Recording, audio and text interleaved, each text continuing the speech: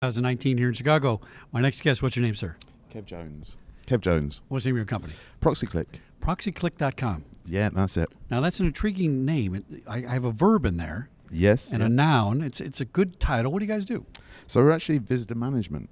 The name came from what the company used to do, which was offer a variety of services for businesses in their proximity. Okay. And we ended up sticking with the visitor management side and pushing forward with Well, that's that. fantastic. Yep. Now, tell us what distinguishes ProxyClick from other access management systems. So we're visitor management, so we're in the business of welcoming people. That's really important for us. But what we've found out on that journey is there's actually a lot of importance about tying that in with the services that the security services that a company needs to have. So maintaining security is very important, and we actually streamline with those services.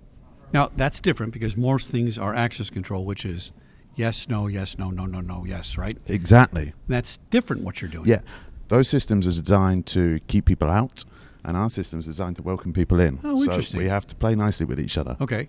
Now, I've always been a no person for access control, and everything's no until I give you permission. A new model's been everything's yes until we screen you and say no. Yeah. Yours is a little different, I think, I'm hearing, because you're working with actual policies, procedures, company culture, Yeah. those sort of things, right? And how do you do that? How does it look different from a regular control system? So what we do is we'll provide a platform that lets professionals book in their visitors so that they can come to see them easily. And then what we try and do is remove the barriers of resistance for that visitor as they arrive at the building. Okay. So in the case of access control, we might place the visitor into the realm of the access control system and then let them use their invitation email as a access control token to get through the barrier. Oh, that's interesting. Yeah.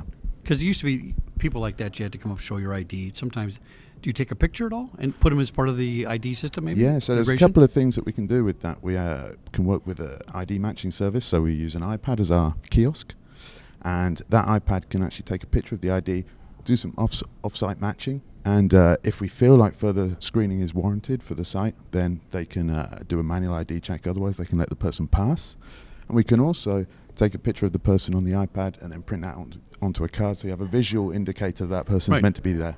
So back in the day, I hired a programmer with Access 2.0, and I think we wrote one of the first access control programs ever back in the day. What was that? It was just our thing at Fox. We just did it internally, right? Yeah. The challenge was our daily hires for the studio. Yeah. We didn't know who was coming exactly, right? Oh, I just have 5 people coming to work on the stage. Who are they? Well, they're just 5 workers. We're not sure. How do you handle that sort of thing? Can we get to the location and handle these visitors in real time, quickly and easily, even though we might not know their name, so to speak? Yeah, absolutely. So we offer, for known visitors, we offer pre-registration, so that you can load them into a logbook, and then you've got each day where you've got your expected visitors visible. Oh, ahead of time even? Yeah, ahead of time. And that's how we can bring the email into play to allow the access control element easily there. And we also have the option, though, if that's not possible for whatever reason, we can handle unexpected visitors so that people can arrive and check themselves in on a kiosk. Oh, that's a good idea. Yeah. What's their authentication? Their driver's license or something that... If you're using the ID match feature, yeah, absolutely. We can check their driver's license there. And then what we've also got are options for watch lists. So we can set up VIP treatment, ping people if there's a VIP arriving. Or the bad guys, don't let them in, right? Exactly. On the other side of the coin is the bad guys. What we can do is let up a site can set up their own watch list. So maybe they've had a disgruntled employee or something like that, and they want to just mark that person if they try and check in.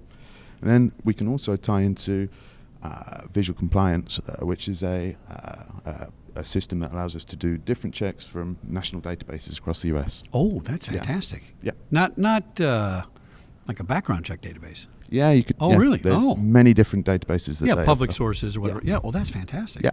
And that does that in real time.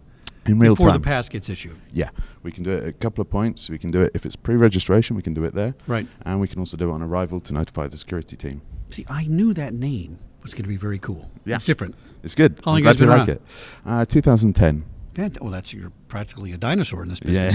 Yeah, Fantastic. That's very good. We've recently started off as a European company, right? And now we've spread over to the US. We've got offices in New York, and we also have 24/7 support over in Asia, so we can cover all bases. You got a booth here today? Yeah, it's 2086. All right, go see 2086, ProxyClick.com. What's your name, sir? Kev Jones. Kev Jones. Back in a minute here at GSX 2019 in Chicago. Yeah, thanks a lot.